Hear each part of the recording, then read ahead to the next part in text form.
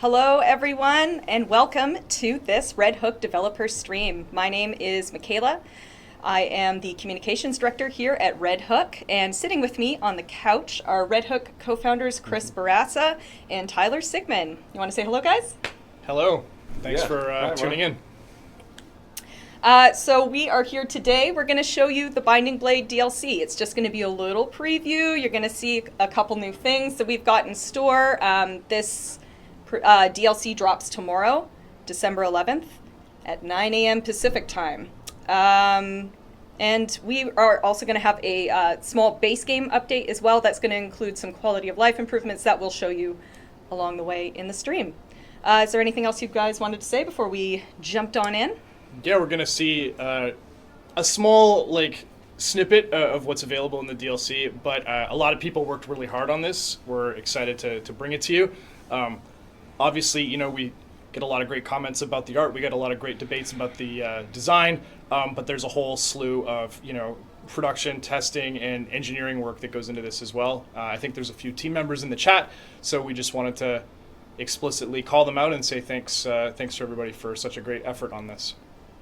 Yeah, well said. We're a team of almost 30 people now, which it still astounds us. And today, one thing we're not doing is spoiling everything in the DLC for you. We're going to leave a lot for you to discover on your own.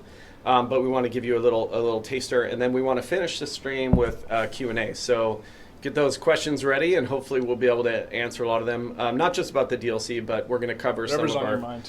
Yeah, and some of our plans for 2024. All right, cool. Right, so reminder, Binding Blade drops tomorrow, 9 a.m., December 11th. If you have any questions, John's actually in the chat right now, our wonderful producer, John. Everyone say hello to John in the chat. We love him. Red Hook John. Red Hook John!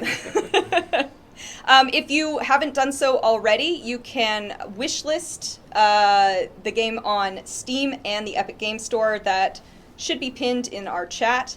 And yeah, let's get going.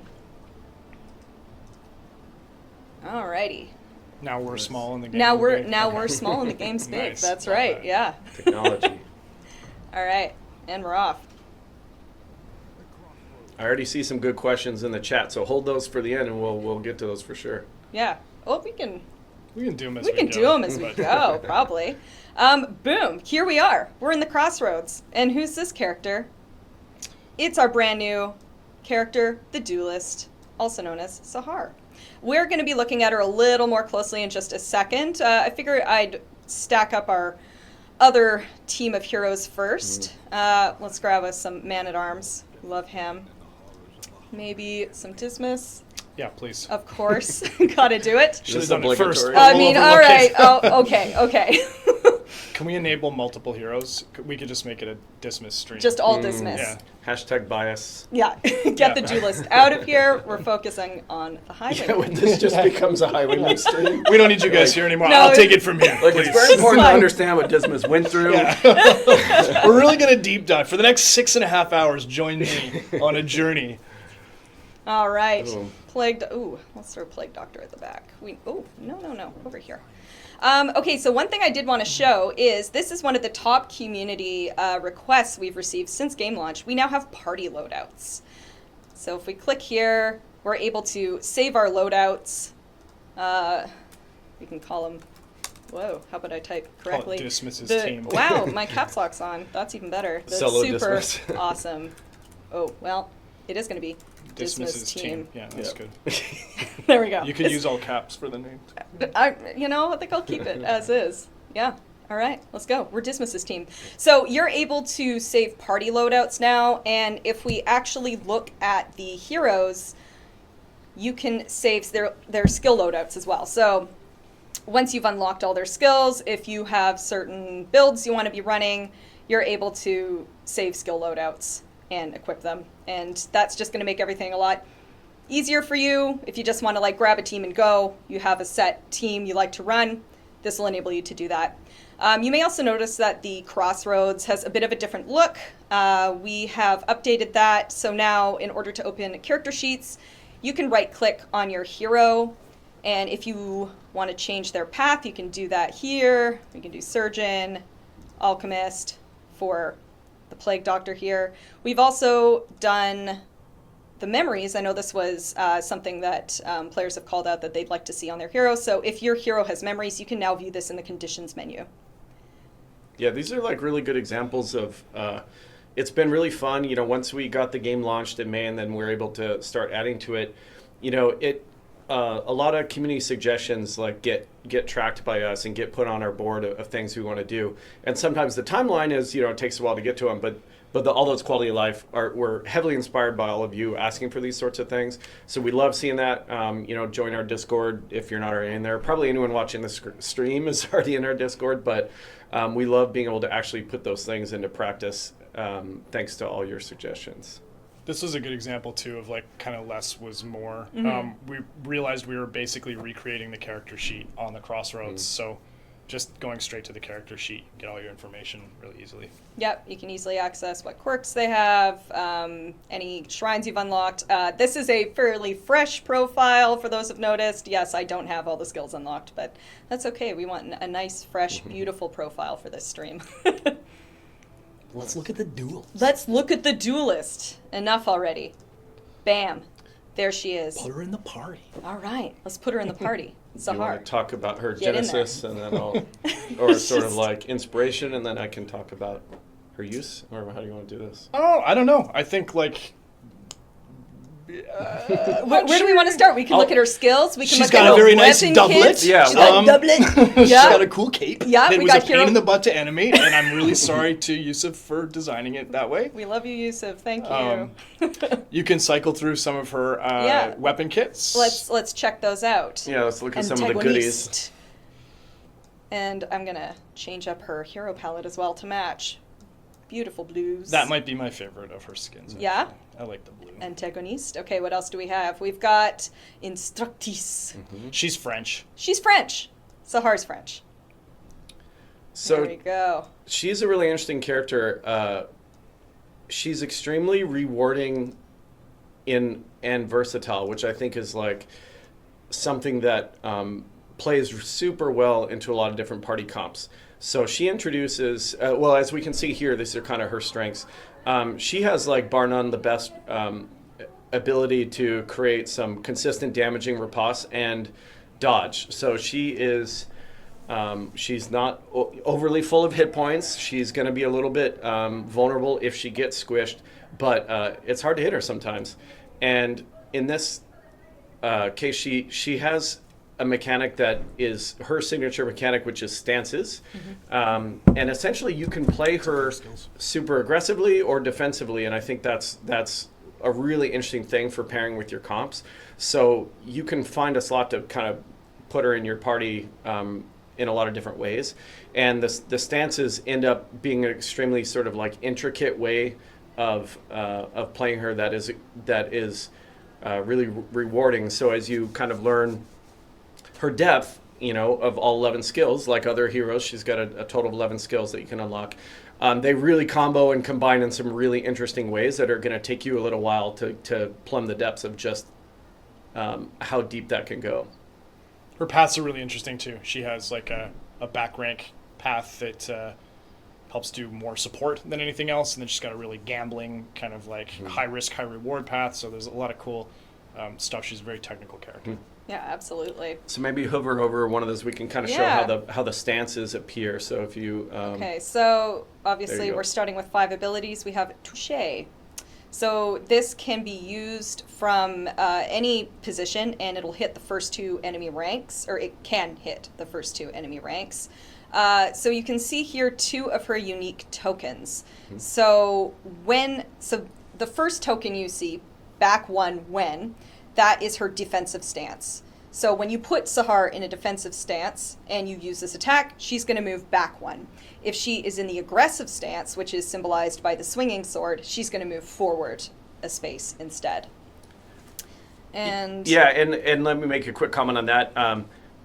It's always great. We try really hard to pair theme with mechanic, and I think a cool part about like Sahar and being a fencer is, you know, when you just kind of like think of fencers that you see in movies or even modern sport fencing or whatever, you know, things that come to mind: mobility, you know, quick quick responses, counterattacks, ripostes, obviously. And so it was really fun to be able to put that into play. And like in this case, an important note is like she starts every combat not in a stance. And so right away, your first kind of decision when entering combat with her is going to be, do I want to get her into an aggressive stance or a defensive stance? Essentially, being in a stance is there's no reason you wouldn't want to be. And in fact, but the tension of using her really boils down to building a stance, getting bonuses while you're in that stance, and then there's a number of moves that allow you to, as James says, dump the stance or get rid of the stance for like a huge benefit, whether that's aggressive or defensive. So there's kind of a melody and an interesting tension to her use throughout a combat where you kind of have to choose, and then you can adjust through the flow of combat. And I think that maps super well to like the theme of her, wielding a rapier here, and even the simple skill, which is like her most basic. Already like ties into that. And so really, that's what I kind of mean by the intricacy is you'll start to find that, touche can be used without regard to what stance you're in, but certainly being in a stance is going to give you an ability. And I love those layers to it. I think it makes her like really interesting to, like I said earlier, kind of discover the full breadth in which you can use her in different situations. And so everything you'll see ties back to going in or coming out of the stances. Yeah, and as Tyler mentioned, like once these stances are updated, if you upgrade them, add some mastery to them, you see that Touché, for instance, if you're in rank 1 or 2, you'll get into the defensive stance if you have no stance as is. So there's a lot of ways to put stances on her, take them off, change them up kind of thing. So let's just look at that right now. It ups her crit chance to 10% when Touché is mastered.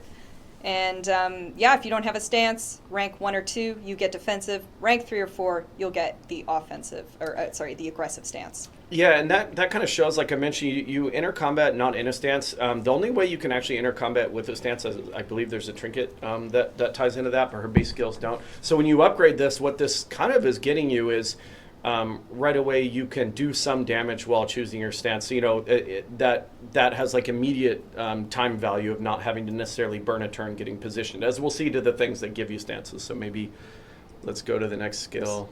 Don't want to unequip it. You don't want to not use her skill that we've been talking about for take the past that 5 off. minutes. Yeah, we don't need that. That's fine.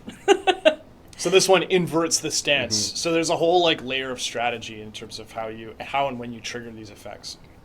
Yep, and we can see it'll also give her riposte, so when that's mastered, you'll get 3. Which I have a huge problem with, because her riposte is actually better than the Highwayman's. Which is, I'm almost ready to shut down the studio. Crimes against Dismas. Crimes against. All right, next up we have Disengage. So this one can pull or knock back enemies based on her current stance. And we can see a little more about what that does. It can pull or knock back a little further when we're mastered. It'll give her dodge. And I believe this one will set her in the defensive position. Yeah, and I think this is, how Touché affected her own mobility, but here's cases where she's starting to manipulate the enemies. And, she has the ability to do a lot of things really, really well. And I think, again, that goes to that versatility and the intricacy.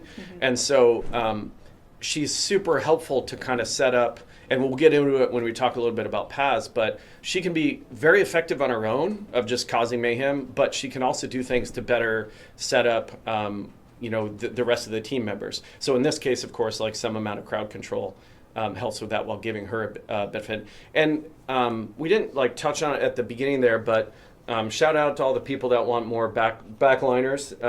We know you're out there. We hear you. But she does have a bunch of things where she can be positioned pretty effectively in the backline, at least for times. She is a bit mobile, similar to Jester Grey Rubber, where she has some amount of like I mentioned, mobility, like a fencer would. But the nice thing is you can have her in the backline doing some things. So let's pop her in the party, and then we can take a look at Reynold. Let's check him out. Oh, yeah, sure. We don't want to look at the final 2. We can check try those him out in combat. We can try him in combat. Let's do it. Where's Reynold? Oh. What? Oh, what? What could this be? What is this? Feels like a setup.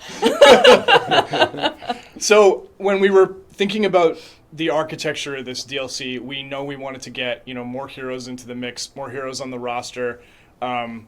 that was a big request and something that we care a lot about as well.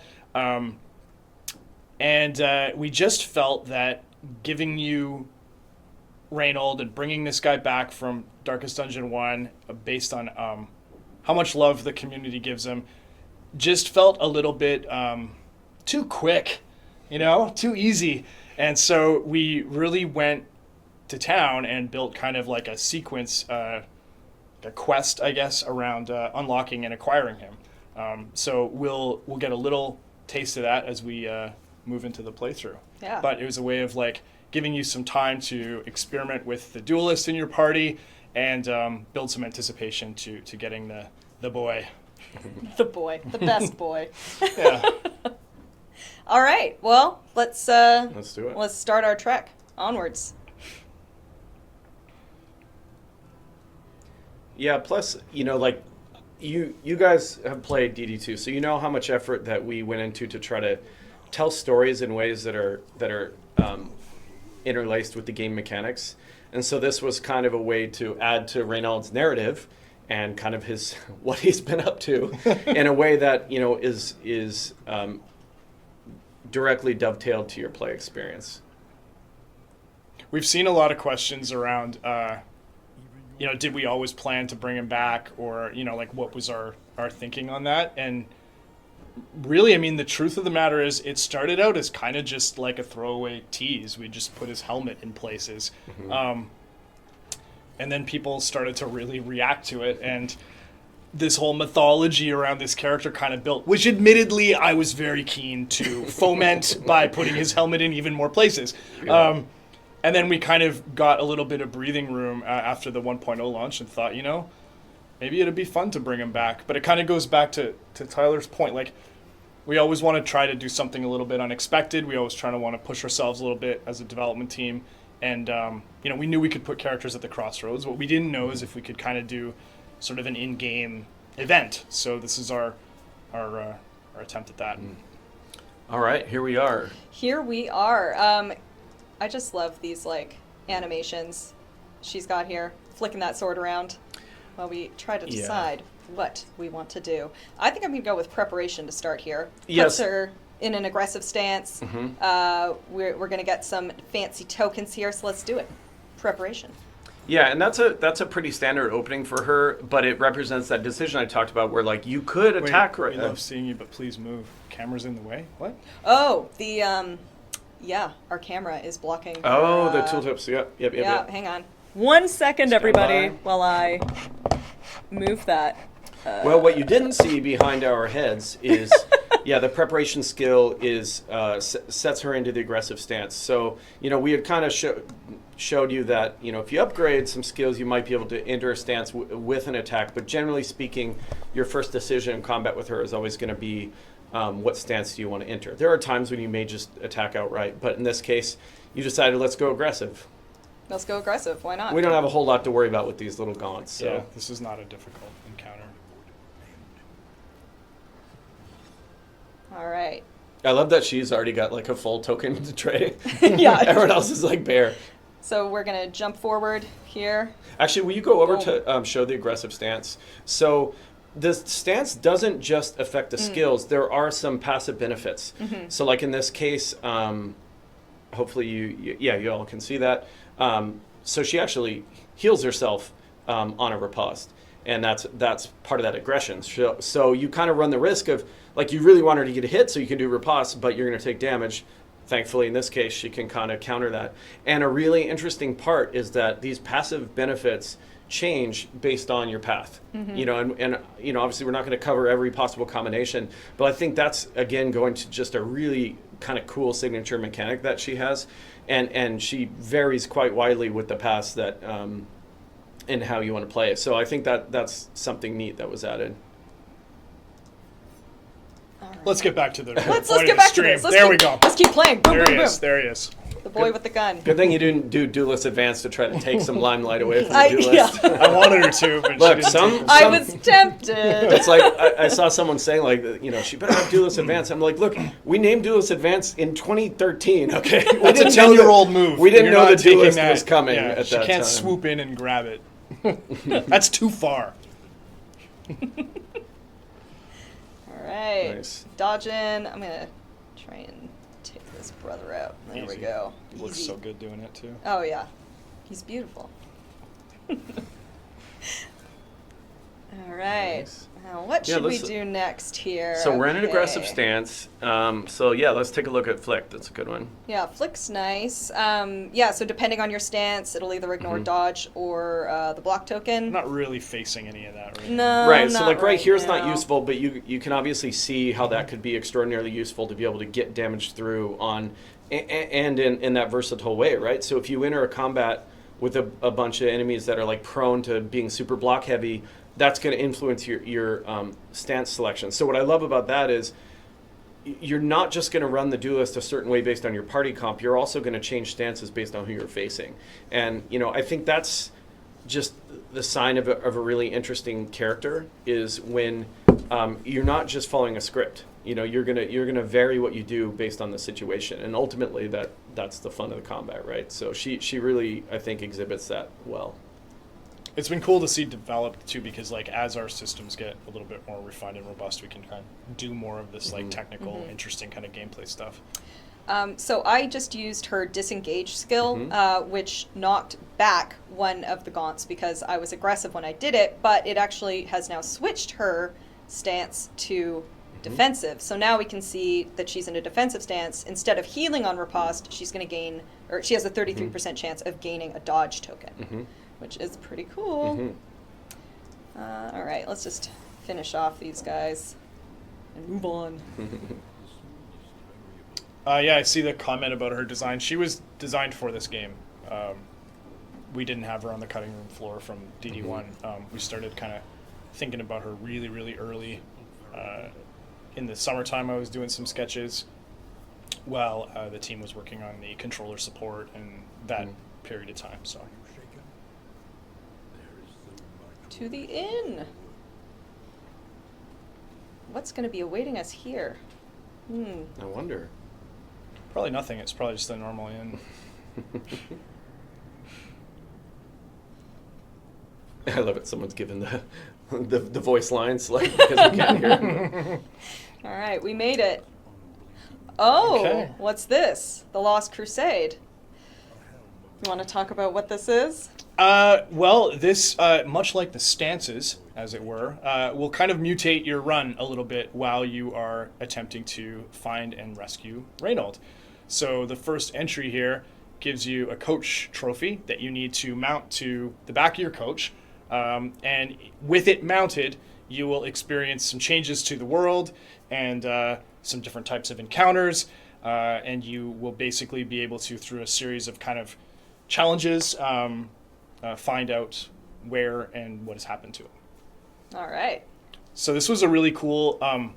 We had this idea. We didn't know if we could pull it off. We kind of collaborated really well with, between creative and design on this, and managed to stand this up with a lot of the technology we already had. So it was really exciting to actually see this come together as smoothly as it did. It was a lot of fun. All right, so I'm going to equip this helm here.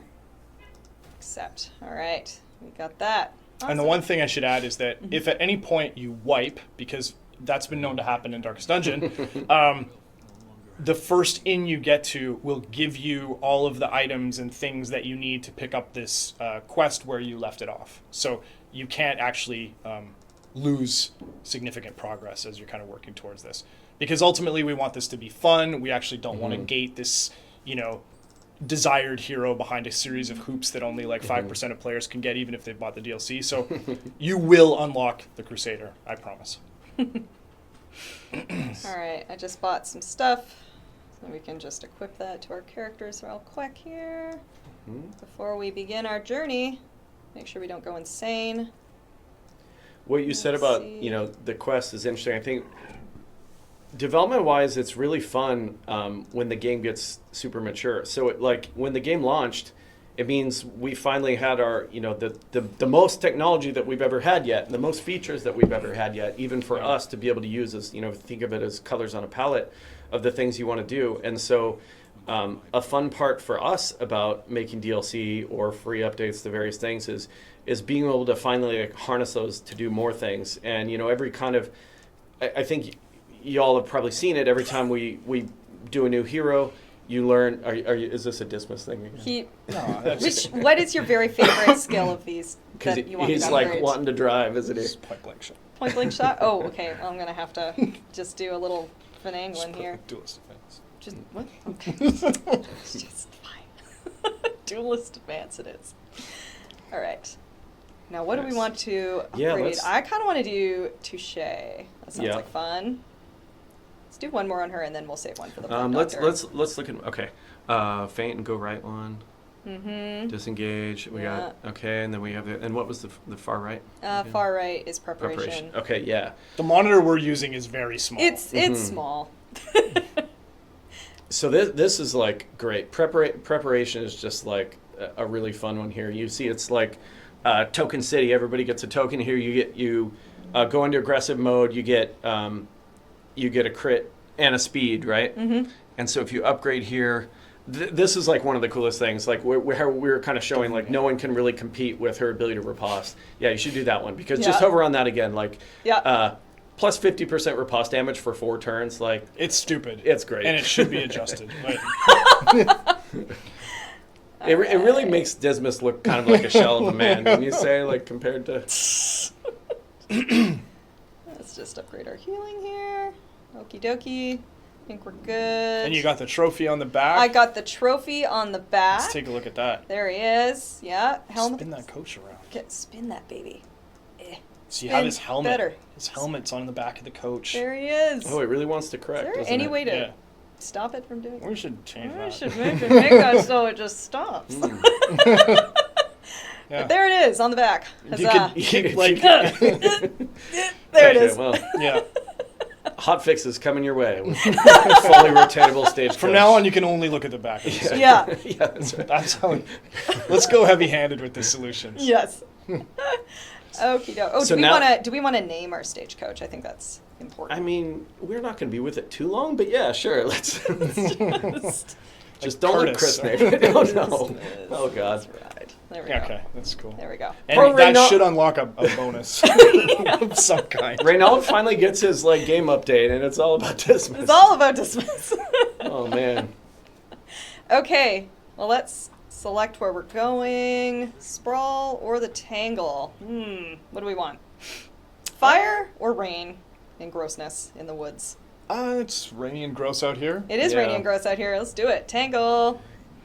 So now that you've upgraded Touche to be able to get a stance, and you know if you remember, it's like it depends on where you are in the party. So the kind of cool thing is like now before you get into the combat, you're essentially choosing what stance you want to have by putting her in either ranks 1, 2, or 3, 4, because then on that first turn you can do an attack and go right into a stance. Exactly. All right. Let's head out. Yeah. Oh, Love that embark pose. yeah. So cool. All right, onwards. She looks great. The character is rad. Yeah, I think her design turned out well. Mm-hmm. All right, let's see. What do we got on the map? Someone's like bounty hunter crying. Yeah, he's like there with his poster. we got a bear. Okay. Oh, there's one right there. All right, let's go left. So, like, check out the tooltip on that trophy again. Oh, the trophy. Yeah. Yeah. Wait. Oh God. Z. I don't know why. Z. Or Z. So we give a Or little bit Canada. of lore on these, and in the lore is a suggestion of what needs to be done. I don't know why I had to use a fancy voice for that, but basically there's a new kind of faction that we pulled from kind of some of the backstory lore for Man-at-Arms, but like there's an invading army that's kind of been scattered, and there's little remnants of them kind of here and there on the routes, so we need to go kick some butt. Yeah. Let's go kick some butt. We're gonna head to this barricade over here. All right. Let's go. And is it fair to say, like, when you're on the quest, you know, that may be your goal of this run, is trying to progress the quest versus necessarily... Yeah, that was kind of the thing we thought would be fun is, you know, if you're buying the DLC, odds are you've played a few runs, you kind of know the structure of the game, but this changes up some of your expectations and goals. Okay, right. Assistance encounter. Let's see. What does she that's have to gonna say? Make him mad. We should. Everyone's mad. Yeah, She's okay. Yeah, she just wants she's food. chill. No one. Dismas is just Dismas unhappy doesn't with like everything. her. Yes. Yeah, we got to do that. Stealing my spotlight. It's like her riposte isn't that good. I've been riposting for 10 years. Since All right, we're going. 2013. He mad. All right. Oh, give me some of that slime. Since Kickstarter. Hell yeah. Okay. Let's Nice go. guy. Oh wait, what way do I want to go? You're gonna go straight. Straight. Yeah, that was it. Yeah. All this Dismas Sahar like conflict, you kept it under wraps during development. That was very, very well done. You just It's so important to me. now you're on camera. You're like, okay, I got an axe to grind. Yeah. And here's the other thing. Okay, let's use Touche since I'm in rank 3. It's going to give me an aggressive stance. So what do I want to do? Oh, we got some I'm real going to get this, buddy. enemies now. Yeah. Awesome. Oh, Ooh. I've been purged. Oh, No. sorry about that. We gotta get the ripostes going, maybe. Okay. Let's blind these guys. Yeah, good call. Very nice. Ooh. Let's finally deal some damage. Days. Mm. Nice. Yeah. Yeah. Sick. Did you hack the files? Alright. Boom. Boom. Love a crush. I know that skill is just so bread and butter, but there's something about the way it's like animated, and the sound effects too. I love it. Get up there. Alright. Take off shield. Okay. Alright, Okay. what do we want to do? Well, let's look at our options.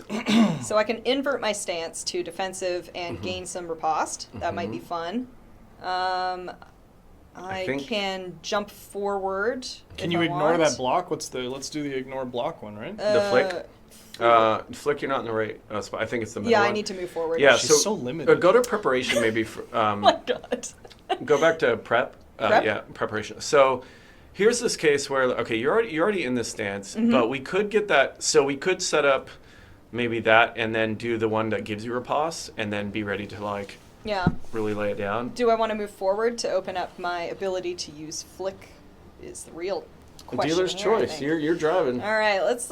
Okay, I'm gonna go touche, then maybe.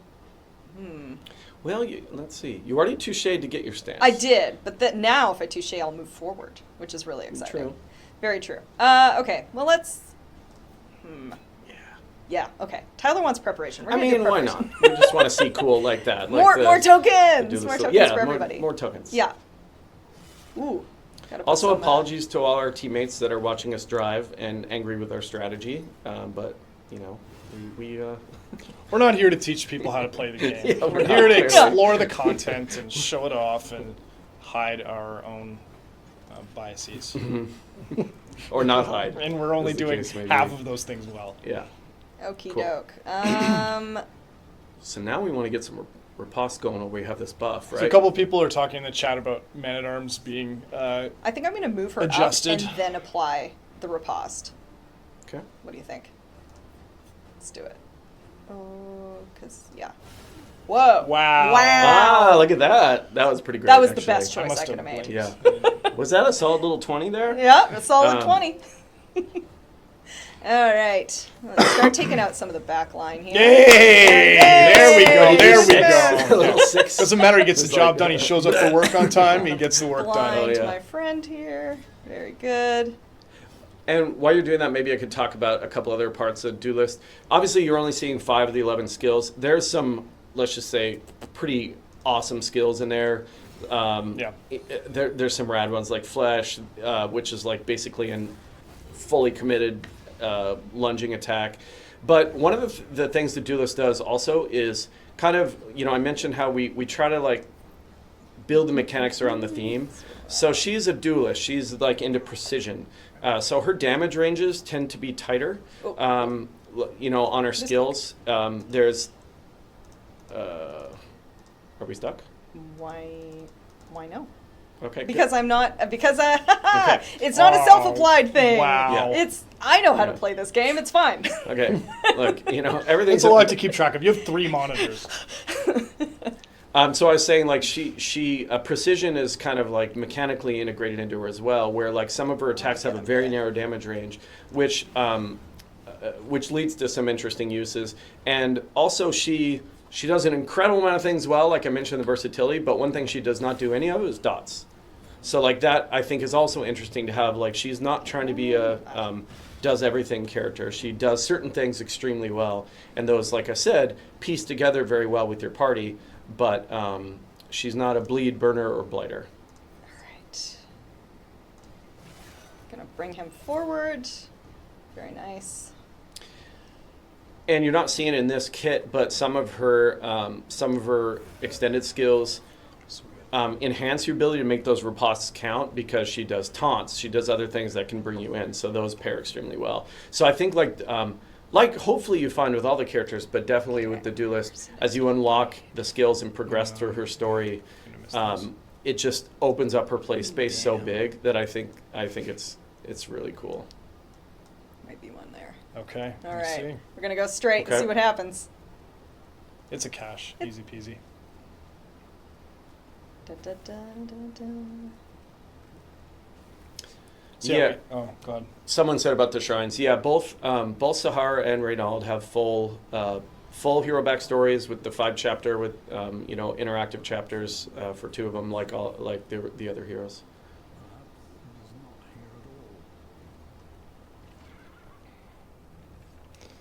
Man-at-Arms got adjusted a little bit as part of this update. Oh, Oh, what's this? what's this? Mm.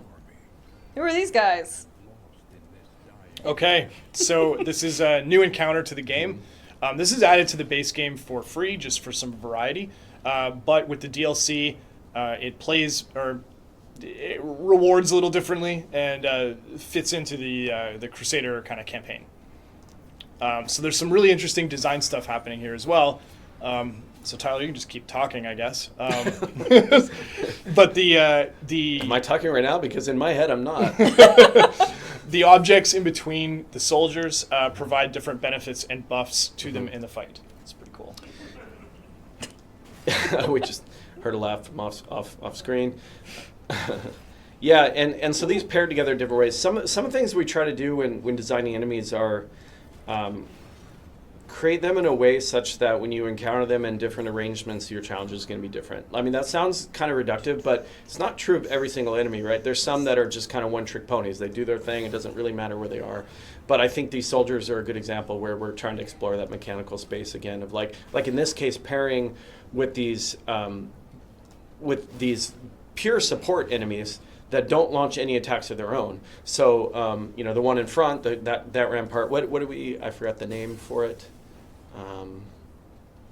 The big rampart, yeah. Oh, yes. Oh. He's getting What? stabbed. Woo. One Okay. moment, please. This Hold, is please. Spiked Spike barricade. So that one is more about, kind of doing counterattack damage to heroes, whereas the other one is a weapons rack, and it actually, buffs the allies. So seeing those in different combinations with different amounts of these spearmen or the swordsmen creates like different challenges, and I think that's kind of fun. You've certainly seen us use props in boss fights and things like that, but it's kind of neat to bring them into more normal encounters too. I think I want to get some riposte here. Ooh. Destroyed one of the barricades. Very nice. Let's poison this guy while we can. There we go. Crunch this guy. I like the massive screen shake too. Oh, yeah. Better get to work. You're going to lose that duelist. I let's know. see. Okay, so you're in defensive stance. I'm in defensive. So you can ignore dodge. So right now it'd be better if you were in aggressive stance in this case. So as you learn the character, as you learn these kind of encounters, then that would be you'd see these kind of guys that generate a lot of block, and you'd want to get into that. So since they're generating block, maybe I will invert my stance so I can get past these blocks. Throw And an then aggressive prepare on for a there. flick on the next. Yeah, and now if she's hit by them, She'll heal off the riposte. Yeah, she can Yep. heal off the riposte, Mhm. which is what we want. All right, start chipping this guy down. Huge hit. Huge. And also, Ooh. this is not Yes! a surprise. Like I There it mentioned, is. she, Ooh. she's a little more of the glass cannon, right? She is not high hit points. In fact, her altar upgrades don't even have hit point additions. So, she gains her survivability through dodging, and she is, probably, I think, unparalleled in terms of her ability to generate dodge once her full skill kit is unlocked, and then you start mastering it. So that makes her extremely survivable. But when she does get hit, ow. Right. Nice. So I was able to ignore Just his toss her a heal. block. Yeah. A few more in there. Are you sure you don't want her to die? Because it kind of That's feels all like right. you want her to die. We should bandage Man-at-Arms here. What's going on? I gotta use those combat items. There we go. It's fine. I totally remembered they were there. It's okay. Let's do a little lunge here.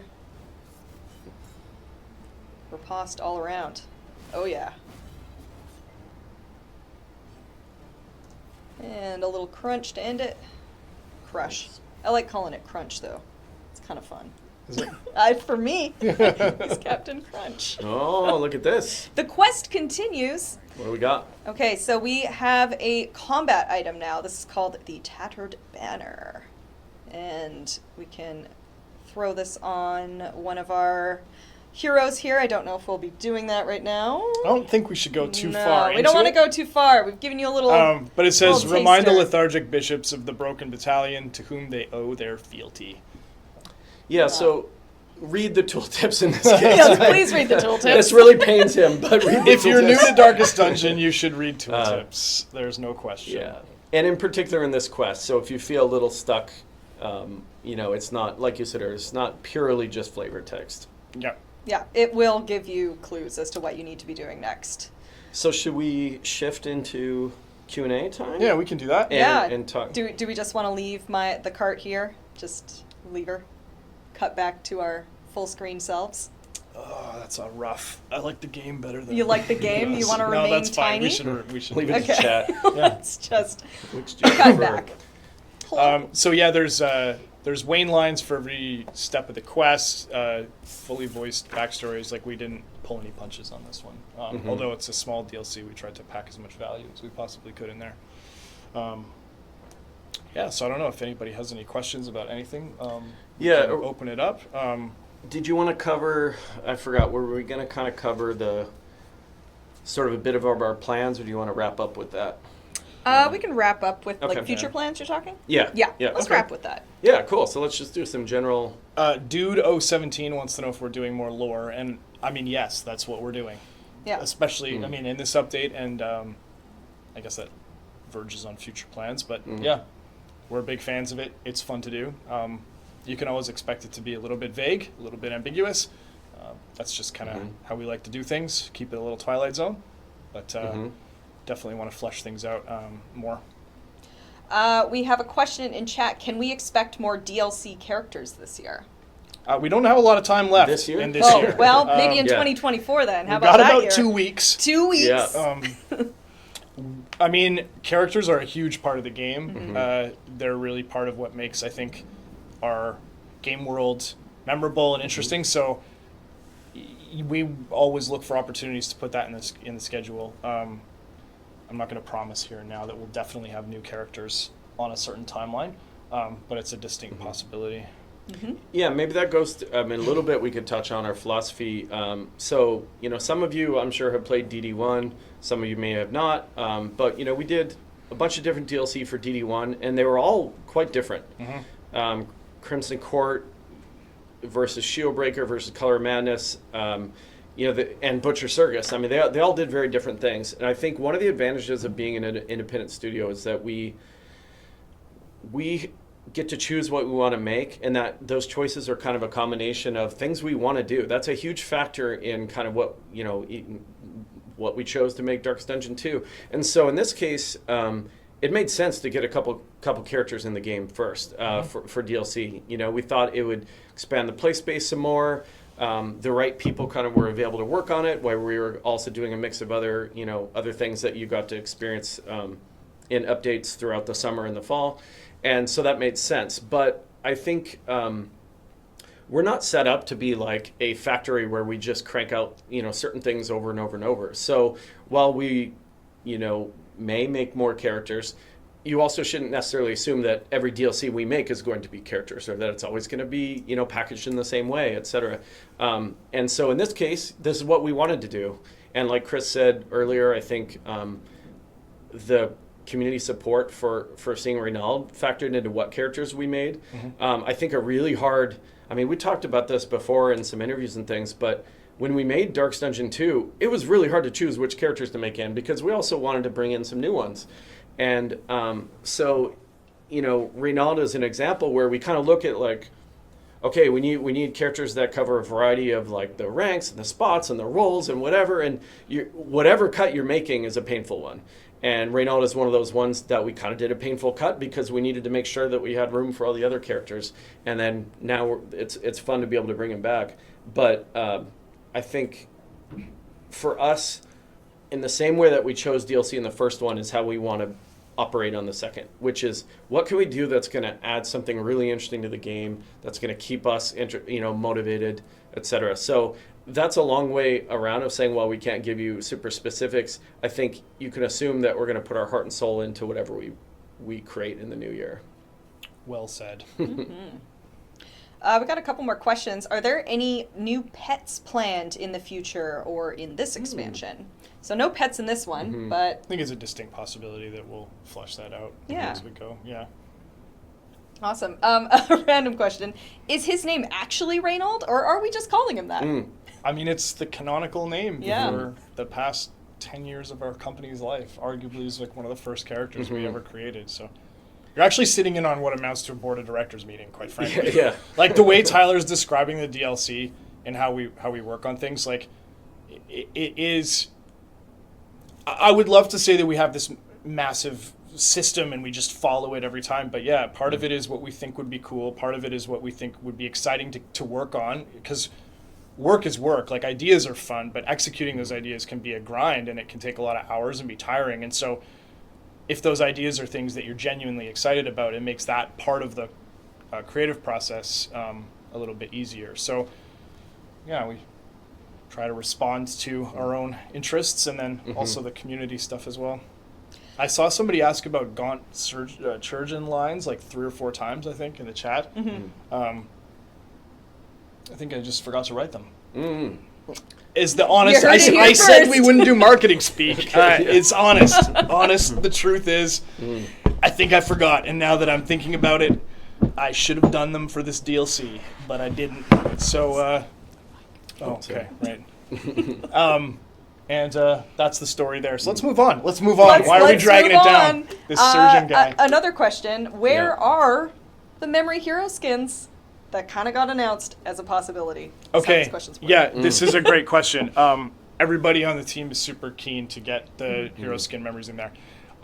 Without passing the buck, every game engine apparently has shortcomings and nuances, and Unity is no exception.